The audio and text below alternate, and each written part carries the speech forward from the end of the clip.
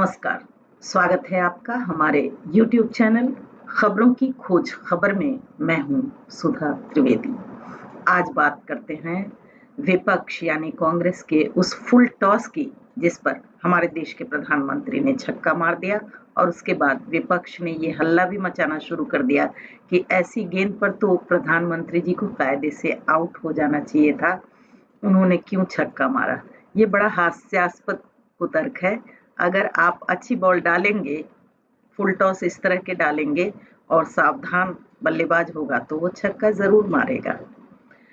बात दरअसल ये थी कि श्रीमान राहुल गांधी जी ने एक बयान में ये कह दिया कि अगर हम सत्ता में आए तो हम संपत्ति का सर्वे कराएंगे, सभी लोगों की संपत्ति का सर्वे कराएंगे और इस सर्वेक्षण में देखेंगे किसके पास कम है, किसके पास ज्यादा संपत्ति है और उनसे लेकर हम जरूरतमंदों में जिनके पास कम है उनमें बांट देंगे।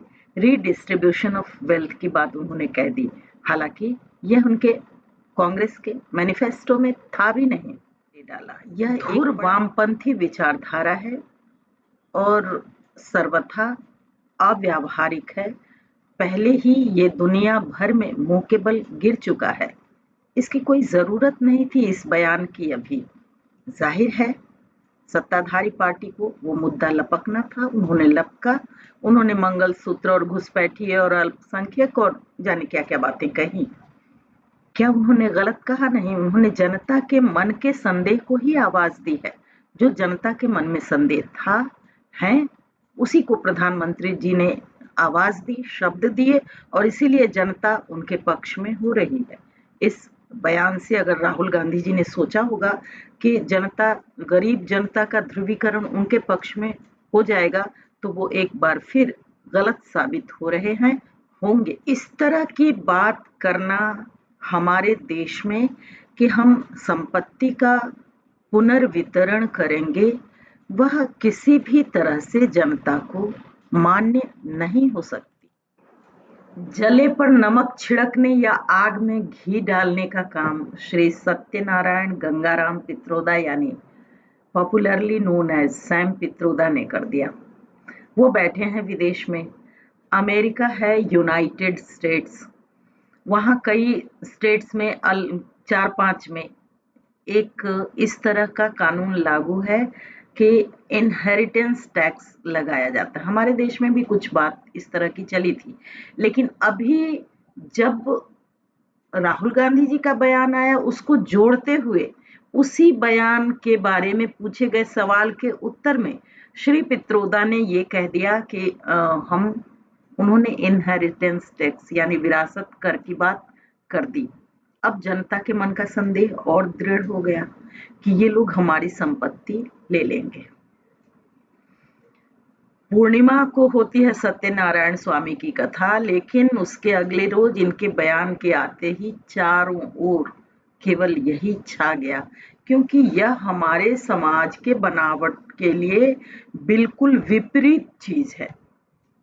हमारे यहाँ लोग संपत्ति का संचय करते हैं अपनी अगली पीढ़ियों के लिए, उनके भविष्य के लिए, कि पीढ़ी दर पीढ़ी उनका नाम बना रहे, उनकी संपत्ति बनी रहे। और इसीलिए हमारे यहाँ ज्यादा खर्च करने की प्रवृत्ति नहीं है। जोड़ो, जमाओ, संचय, ऐसी प्रवृत्ति है। अगर वो विरासत पर भी टैक्स लगी और एक मोटे टैक्स की बात की गई है तो जनता के मन में और भी भय होना बड़ा ही स्वाभाविक था। अगर वो उस तरह का हुआ, बेशक कांग्रेस ने कहा कि ये हमारी अपनी पार्टी का नहीं है स्टैंड, इसके बावजूद सोशल मीडिया पर, इलेक्ट्रॉनिक मीडिया पर, प्रिंट मीडिया में उनके समर्थकों ने इसके पक्ष में बातें की।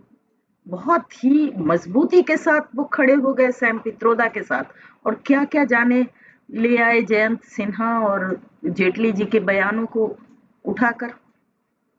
यानी वो कह रहे हैं कि हाँ, हम इसके पक्ष में हैं।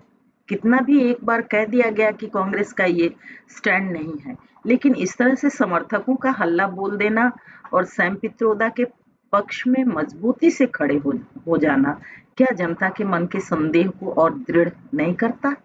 INDI एक ही खास तौर से कांग्रेस की यह आदत बहुत पुरानी हो चुकी है कि अगर जनता किसी तरह का उनके बयानों पर संदेह व्यक्त करती है या कोई तथ्य जानना चाहती है, तो वो पूरी जनता को, न केवल भारतीय जनता पार्टी या एनडीए समर्थकों को, पूरी जनता को जो इनसे मुतासिर नहीं होती, उन्हें तथ्यपूर्ण उत्तर देने की बजाय, उनका संदेह या डर दूर करने की बजाय, उन्हें किसी तरह से अपने पक्ष में करने की बजाय जनता से ही भिड़ जाती है।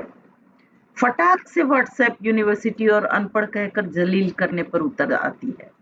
अच्छा, ये जो अपने आप को कांग्रेस का समर्थक कहकर सोशल मीडिया पर देश विरोधी एजेंडा चलाने वाले वीर होते हैं, कोटेड देश विरोधी एजेंडा जो सोशल मीडिया पर चलाने वाले कुछ लोग होते हैं, जिनको समझती है कांग्रेस की ये मेरे समर्थक हैं, उनकी अपनी भी पढ़ाई लिखाई जय जय सिया राम के स्टाइल की है। अगर वो 20 शब्दों का एक ट्वीट करते हैं तो उसमें भी 10 गलतियां आप निकाल सकते हैं। एक ट्वीट बिना गलती के वो लोग नहीं कर पाते, लेकिन दूसरों को, जो राष्ट्र प्रेमी हैं, उनको अनपढ़ गोबर भक्त व्हाट्सएप यूनिवर्सिटी कहने में 1 मिनट की देर नहीं लगाते। अच्छा, कांग्रेस के प्रवक्ता भी अनपढ़ का पहाड़ा रटते हुए आपको इलेक्ट्रॉनिक मीडिया पर भी डिबेट शोज में भी देखे जा सकते हैं। अच्छा, जिनको ये व्हाट्सएप यूनिवर्सिटी कहते हैं दूसरों को, लेकिन आप ये बात देखेंगे मजे की कि आईएनडीआईए का सारा व्यापार सोशल मीडिया पर ही चलता रहता है अपना। वहीं प्रचार कर रहे हैं, वहीं जीत रहे हैं, वहीं हार रहे हैं, सारा कुछ वहीं तय कर ले रहे हैं। एक से बढ़कर एक गालीबाज लोग भरे पड़े हैं इनकी तरफ से सोशल मीडिया पर। और तो और, यदि मेन स्ट्रीम मीडिया के लोग भी जनता के संदेहों को लेकर आईएनडीआईए के प्रवक्ताओं, खासतौर से मैं कांग्रेस की बात कर रही हूँ, या उनके समर्थकों से कोई प्रश्न पूछे, तो ये मेन स्ट्रीम मीडिया वालों से भी भिड़ जाते हैं। प्रतिदिन आप डिबेट शो में देखिए, किसी न किसी मीडिया वालों से ये प्रवक्ता भिड़ते ही हैं। उन्हें ही गोदी मीडिया, दलाल और अकथ्य बातें कहते रहते। भाषा की मर्यादा तो भूल चुकी है कांग्रेस। अभी हाल में आपने राहुल गांधी जी का एक बयान देखा है, जिसमें उन्होंने प्रधानमंत्री जी के लिए कितने अमर्यादित भाषा का प्रयोग किया। क्या जनता समझ नहीं रही है? जनता को ये बात छूटती नहीं है? ये मर्यादा का देश है। यहाँ पर आप इस तरह की भाषा, मर्यादाहीन आचरण करके जनता का समर्थन प्राप्त करने के ख्वाब मत देखिए। एक बार तो बड़े आश्चर्यजनक रूप से कांग्रेस ने कुछ मीडिया के बंधुओं को बायकॉट करने की बात कह दी थी, बाज़ाब्ता सूची जारी की थी। मैं तो कहती हूँ धन्य है इलेक्ट्रॉनिक मीडिया के ये चैनल्स, जो इतने अपमान के बावजूद आईएनडीआई गठबंधन, विशेषकर कांग्रेस प्रवक्ताओं को अपनी बात रखने के लिए बुलाती है। आईएनडीआई गठबंधन के सभी घटक दलों के, जिनको एक सांसद हैं या नहीं हैं, उनको भी बुलाती है। उन्हें जो जनता से भिड़ने में, मीडिया से टकराने में ही अपनी ऊर्जा व्यर्थ करते हैं।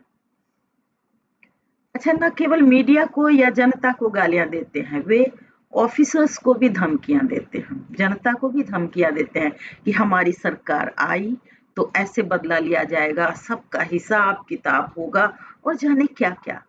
मतलब क्या समझते हैं कि इन धमकियों से डर जाएगी जनता और हमारे पक्ष में वोट करेगी? कौन इस तरह की सलाह देता है, कौन इस तरह की बात सोचता है? ये एक हैरानी की बात है। 139 साल पुरानी पार्टी से देश को निराशा हो रही है। हो सकता है कि उन्होंने कुछ दिनों के लिए 55 साल, 60 साल आप सत्ता में रहे, बहुत समय दिया कि अल्पसंख्यकों के लिए आप उनके सुधार के लिए काम करते हैं, अच्छी बात है। लेकिन बहुसंख्यकों के हितों का भी ध्यान अब रखेंगे, अब रखेंगे, अब रखेंगे।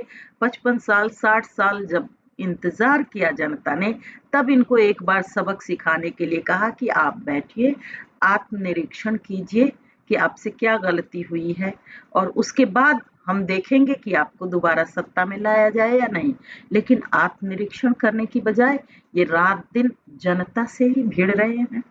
ये बड़ी हैरानी की बात है। जमीनी हकीकत जानने से जैसे कांग्रेस को कोई मतलब ही नहीं है।